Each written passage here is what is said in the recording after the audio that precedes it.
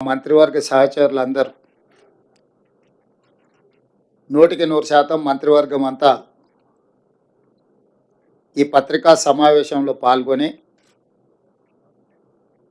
మే 6, 2022 వరంగల్లో మా నాయకుడు రాహుల్ గాంధీ గారు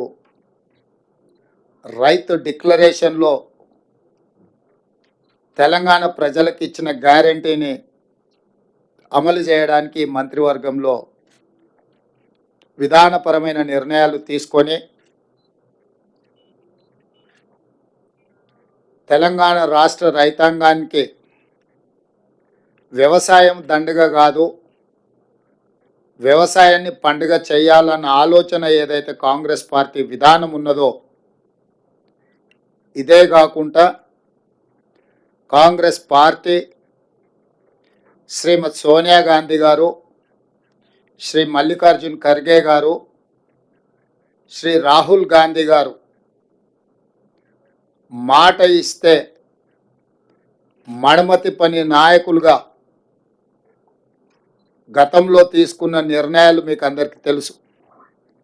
2004 సంవత్సరంలో ఆనాడు కరీంనగర్ గడ్డ మీద శ్రీమతి సోనియా గాంధీ గారు తెలంగాణ రాష్ట్రాన్ని ఇస్తానన్న మాట నిలబెట్టుకోవడానికి ఎంతో సాహసోపేతమైన నిర్ణయాలు చేసిండ్రో మీకు అందరికీ తెలుసు. తద్వారా ఉత్పన్నమైన రాజకీయ సంక్షోభం కావచ్చు, కాంగ్రెస్ పార్టీ ఎదుర్కొన్న విపత్కరమైన పరిస్థితులు కావచ్చు, మీకు అందరికీ తెలుసు. అయినా శ్రీమతి సోనియా గాంధీ గారు ఇచ్చిన మాట నిలబెట్టుకొని మనకు తెలంగాణ రాష్ట్రాన్ని ఇవ్వడం జరిగింది. కాంగ్రెస్ పార్టీ శ్రీమతి సోనియా గాంధీ గారు ఏదైనా మాట చెప్పిండ్రు అంటే అది శిలాశాసనం. ఎలాంటి పరిస్థితులు వచ్చినా ఎదుర్కొని నిలబడి ఇచ్చిన మాటను నిలబెట్టుకోవడం మా నాయకుల యొక్క గొప్పతనం, మా నాయకుల యొక్క కమిట్మెంట్. అలాంటి నాయకత్వం నుంచి వచ్చిన రాహుల్ గాంధీ గారు మే 6 2022 వరంగల్లో రైతు డిక్లరేషన్లో 2 లక్షల రూపాయల రైతు రుణమాఫీ చేస్తామని మాట ఇవ్వడం జరిగింది. చాలా సందర్భాలలో చాలామంది నాయకులు, రాజకీయ పక్షాలు, విశ్లేషకులు కూడా గతంలో ఉన్న పాలకుల యొక్క ప్రకటనలు, నిర్ణయాలను దృష్టిలో పెట్టుకొని కాంగ్రెస్ పార్టీ కూడా అలవి కానీ అమలు చేయలేని హామీలు ఇచ్చిండ్రు అన్నట్టుగా చర్చలు, విశ్లేషణలు చేయడం మొదలుపెట్టిండ్రు. అందుకే ఈ మంత్రివర్గంలో ఇచ్చిన మాట ప్రకారం 2 లక్షల రూపాయల రైతు రుణమాఫీ చేయాలి అని మా మంత్రివర్గం పూర్తి స్థాయిలో విశ్లేషించి, చర్చించి, వివిధ బ్యాంకులలో ఉన్న రుణాలకు సంబంధించిన వివరాలు సేకరించి వాటన్నిటిని క్రోడీకరించి ఆ రైతు రుణమాఫీ చెయ్యాలి అని మేము నిర్ణయం తీసుకున్నాం. తెలంగాణ రాష్ట్రం వచ్చిన తర్వాత గత ప్రభుత్వం 2 సార్లు ప్రభుత్వాన్ని ఏర్పాటు చేసినప్పుడు 2014 నుంచి 2018, 2018 నుంచి 2023 వరకు 2014 సంవత్సరంలో మార్చి 31, 2014 తారీఖు వరకు కట్ ఆఫ్ డేట్ తీసుకొని ఆనాటి ప్రభుత్వం రైతు రుణమాఫీ చేస్తే 16,000 కోట్ల రూపాయలు రైతుల ఖాతాలలో వేయడం జరిగింది. అదేవిధంగా 2018 రెండోసారి ప్రభుత్వం ఏర్పడిన తర్వాత డిసెంబర్ 11, 2023 వరకు కట్ ఆఫ్ డేట్ తీసుకొని వాళ్ళు చేసిన రుణమాఫీ, రైతుల ఖాతాలో వేసిన నిధులు 12,000 కోట్ల రూపాయలు. అంటే గత ప్రభుత్వం 2 విడతలుగా 2 సార్లు ప్రభుత్వం ఏర్పాటు చేసిన తర్వాత చేసిన రుణమాఫీ ఒక్కసారి 16,000 కోట్ల రూపాయలు మొదటిసారి, రెండవసారి 12,000 కోట్ల రూపాయలు. 10 సంవత్సరాలల్లా 2 విడతలల్లా చంద్రశేఖరరావు గారు చేసిన రైతు రుణమాఫీ, రైతులకు చెల్లించిన నిధులు 28,000 కోట్ల రూపాయలు. ఆ ప్రభుత్వం డిసెంబర్ 11, 2018 వరకు కట్ ఆఫ్ డేట్గా వాళ్ళు రుణమాఫీని పరిగణలోకి తీసుకోవడం జరిగింది. మా ప్రభుత్వం డిసెంబర్ 12, 2018 తారీఖు నుంచి మొదలుపెట్టి 9, 12, 2023 వరకు సరిగ్గా 5 సంవత్సరాలు గత ప్రభుత్వం, మళ్ళొక్కసారి నేను చెప్తున్నా, గత ప్రభుత్వం డిసెంబర్ 11, 2018 తారీఖు వరకు కట్ ఆఫ్ డేట్ పెట్టి 2వ విడత రైతు రుణమాఫీ చేసింది. డిసెంబర్ 12, 2018 తారీఖు నుంచి తీసుకున్న రుణాలు డిసెంబర్ 9, 2023 వరకు 5 సంవత్సరాల మధ్య కాలంలో ఈ రాష్ట్రంలో ఉన్న రైతులు తీసుకున్న 2 లక్షల రూపాయల వరకు రుణమాఫీని చెయ్యాలని మా ప్రభుత్వము ఈ మంత్రివర్గంలో నిర్ణయం తీసుకున్నది.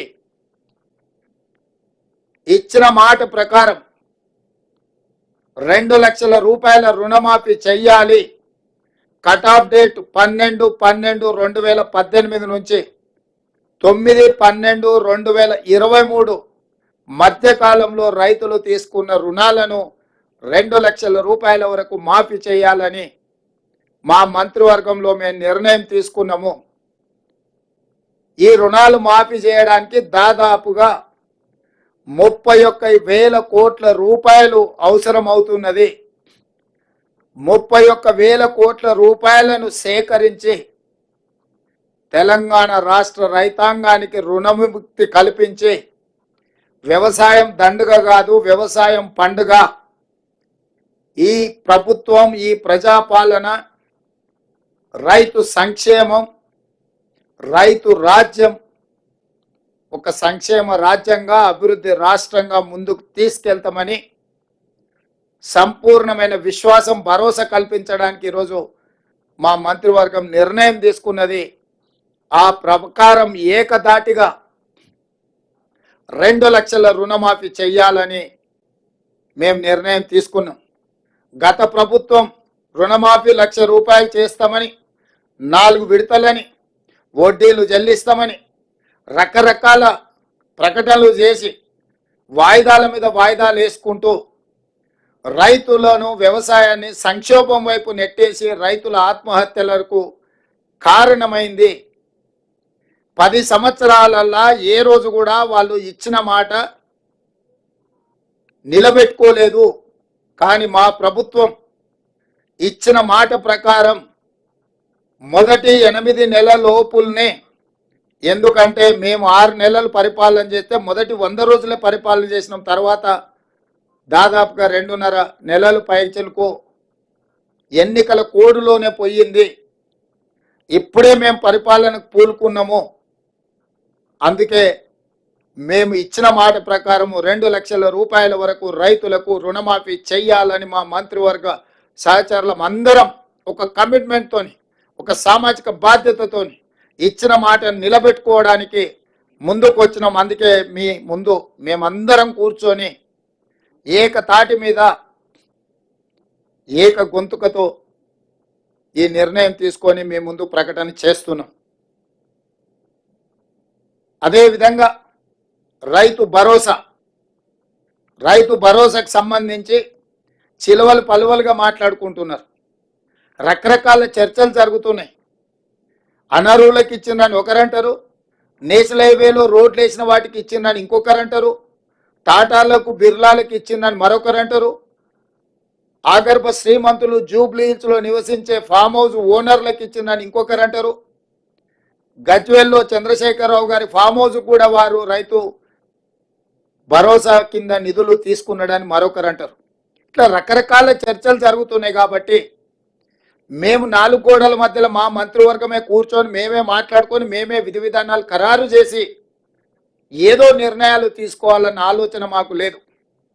పారదర్శకంగా భాగస్వాములు అందరితో చర్చించి అందరి సూచనల మేరకు సలహాల మేరకు రైతు భరోసా పథకాన్ని పారదర్శకంగా నిస్సహాయులకు సహాయం అందించాలని, ప్రభుత్వం యొక్క సంక్షేమము సామాన్యులకు చేరవేయాలని, ఏ ఒక్కరికి కూడా అన్యాయం జరగకుండా ప్రతి వాడికి ప్రభుత్వం యొక్క సంక్షేమ పథకం చేరాలి అని, రైతు భరోసా నిధులు ఖాతాలో పడాలన్న ఆలోచనతోని మా మంత్రివర్గము స్టేక్ హోల్డర్స్ అందరితో చర్చించడానికి ఒక నివేదికను తయారు చేయడానికి మంత్రివర్గ ఉపసంఘాన్ని నియమించినము. దానికి ఆర్థిక మంత్రిగా ఉప ముఖ్యమంత్రిగా ఉన్న బట్టి విక్రమార్క గారు నాయకత్వం వహిస్తారు. వారితో పాటు వ్యవసాయ శాఖ మంత్రి తుమ్మల నాగేశ్వరరావు గారు, అదేవిధంగా మా ఎలక్షన్ మేనిఫెస్టో కమిటీ చైర్మన్, ఎందుకంటే ఎన్నికల్లో మేము ఇచ్చిన హామీలు వివిధ జిల్లాలు వివిధ ప్రాంతాలలో పర్యటించి ప్రజల యొక్క సూచనలు సలహాలు పరిగణలోకి తీసుకొని ఎన్నికల మేనిఫెస్టోని తయారు చేసిన సహచర మంత్రివర్యులో శ్రీధర్ బాబు గారిని, అదేవిధంగా రెవెన్యూ శాఖ మంత్రి పొంగులేటి శ్రీనివాసరెడ్డి గారిని కమిటీలో సభ్యులుగా చేర్చడం జరిగింది.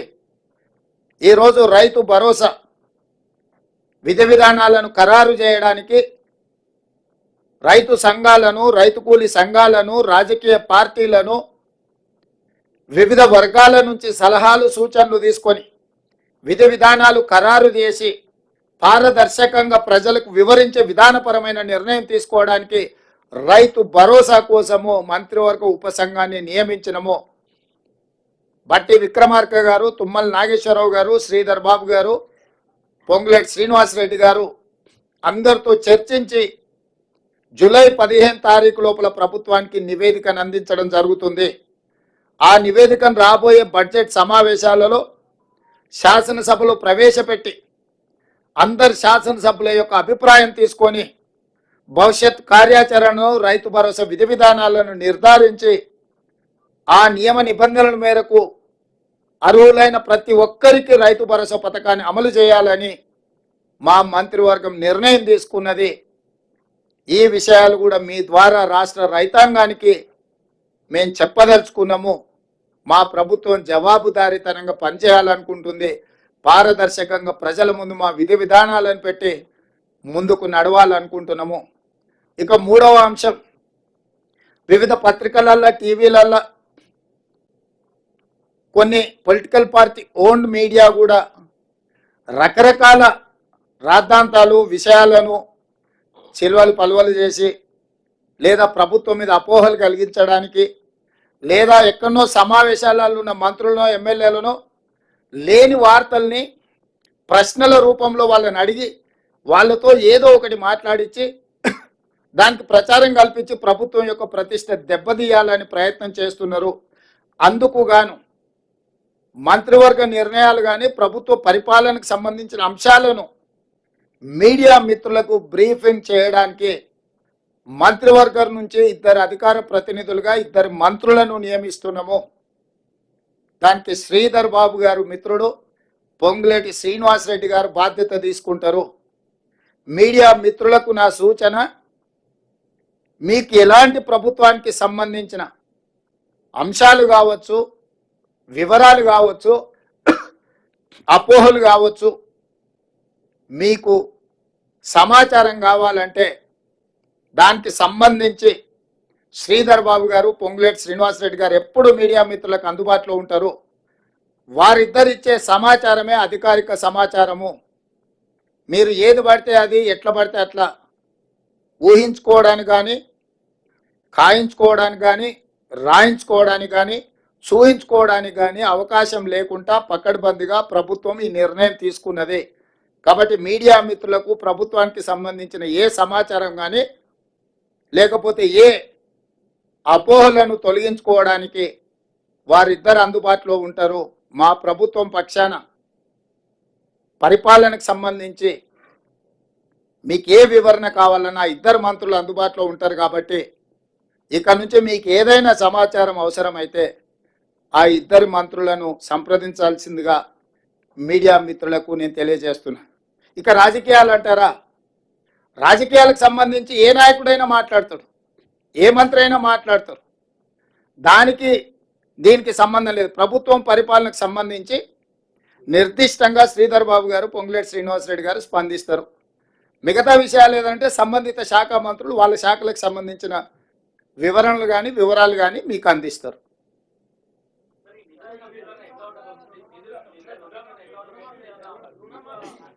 తినబోతూ రుచులు ఎందుకు, వంట ఎట్లా ఉండాలనో మా నలబీబ పాకం వండే మా బట్టి విక్రమార్క గారికి తెలుసు. మీరు ఒకటే గుర్తుపెట్టుకోండి, రైతులకు ఇచ్చిన మాట ప్రకారం రుణమాఫీ చేసి తీరుతాము. దీనికి సంబంధించి మీకు శశబిషలు అక్కరలేదు. స్పష్టంగా మీకు చెప్తున్న విధి విధానాలు, నిధుల సేకరణ ప్రభుత్వం బాధ్యత, ఆర్థిక మంత్రి బాధ్యత. మీకేమైనా ఇంకా లోతుగా వివరాలు కావాలన్నా, వివరణ కావాలన్నా ప్రత్యేకంగా ఆర్థిక మంత్రి, ఉప ముఖ్యమంత్రి బట్టి విక్రమార్క గారిని మీరు నిస్సందేహంగా సంప్రదించవచ్చు.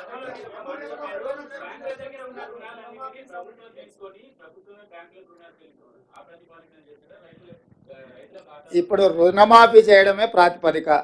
ఏ ప్రాతిపదికన చేస్తామనేది అది మా అంతర్గత అంశము. దానికి సంబంధించి వివరాలన్నీ కూడా మీరు తీరిక సమయంలో ఆర్థిక మంత్రి గారిని సంప్రదించండి, వారు వివరిస్తారు. దీనికి అర్హులు ఎవరు, అనర్హులు ఎవరు సార్? ఈ రుణమాఫీకి అర్హులు ఎవరు? ఆ అర్హులు అనర్హులకు సంబంధించి విధి విధానాల మీద పూర్తి స్థాయిలో చర్చించినము. నియమ నిబంధనలు అన్నిటిని కూడా మంత్రివర్గం ఆమోదించింది. తొందరలోనే మీకు ఆ జీవో విడుదల చేస్తాం. అందులో మీకు పూర్తి వివరాలు ఉంటాయి. ఇప్పుడే మీకు చెప్పిన పాత విధానాలు లేవు. 2 లక్షల రూపాయల రుణమాఫీ చేస్తామని క్లియర్గా చెప్పినాం.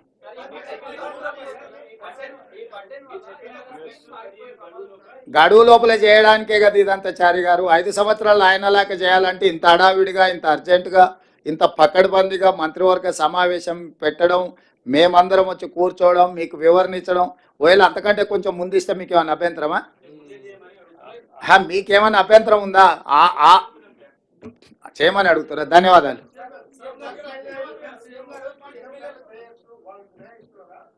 మీకు అవన్నీ జీవోలో అన్ని వివరాలు ఇస్తాం. జీవో ఇచ్చిన తర్వాత మీకు ఏమైనా ఇంకా వివరణలు కావాలంటే ఆర్థిక మంత్రి గారు మీతో మాట్లాడతారు. ధన్యవాదాలు.